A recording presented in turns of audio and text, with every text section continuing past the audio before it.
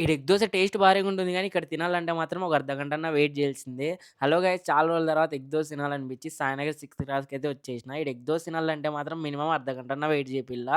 But taste మాత్రం చాలా బావుంటుంది. నా చిన్నప్పటి నుంచి తింటున్నా ఇప్పటికి టేస్ట్ మారలేదు. ఇంక ఈ రోజు గూడా ఈడ ఎగ్ దోస తినేకి మినిమమ్ అర్ధగంట వెయిట్ జేపిచ్చింది ఆంటీ అయితే. ఇంగ ఆడ ఎగ్ దోస తినేసి మనం ఓల్డ్ టౌన్‌కైతే పోయినాం కొన్ని సరుకులు తెచ్చేకి. ఆడ సరుకులు తీసుకొని మటన్ పికిల్ ఆర్డర్ వచ్చిండే. మటన్ వచ్చి ఓ 2 కేజీలు తీసుకున్నాం పొట్టేలు మాంసము. మనకు కావాల్సినంత సైజ్ అయితే కొట్టిచ్చేసుకొని ఇంటికైతే వచ్చేసేసినాం. ఇంక అలాగే మనకి ఈరోజైతే కొంచెం డ్రై మటన్ ఆర్డర్ కూడా వచ్చేసేసింది. అది కూడా నీట్‌గా ప్యాక్ చేసి కస్టమర్‌కైతే ఇచ్చేసేసినాం. మీరు ఇంతవరకు ఎప్పుడైనా డ్రై మటన్‌తో చేసిన కర్రీ తినింటే టేస్ట్ ఎలా ఉండనో కామెంట్ చేసేసేయండి. ఇంక ఈ డ్రై మటన్ కస్టమర్‌కి ఇచ్చేసి మధ్యాహ్నం బిర్యానీ తిందామని రామ్‌నగర్‌లో ఉన్న అనీఫ్ బిర్యానీ పాయింట్‌కైతే వచ్చేసేసిన. ఇక్కడ బిర్యానీ బడ్జెట్‌లో ఉంటుంది. టేస్ట్ కూడా చాలా బావుంటుంది. కాకపోతే ప్లేస్ ఏమో చాలా మాస్‌గా అయితే ఉంటుంది. ఈ బిర్యానీ తాడిపత్రి స్టైల్ అనలేము, హైదరాబాద్ స్టైలు అనలేము. 2 మిక్సింగ్ అయితే ఉంటుంది. టేస్ట్ కూడా చాలా బావుంటుంది. ఇంక మనం బిర్యానీ ఒకటి ఏం తింటామనైతే ఒక అర్ధ కేజీ కబాబ్ అయితే చెప్పినాం. కబాబ్ పెద్ద బాలేదు గానీ బిర్యానీ అయితే చాలా బావుంది.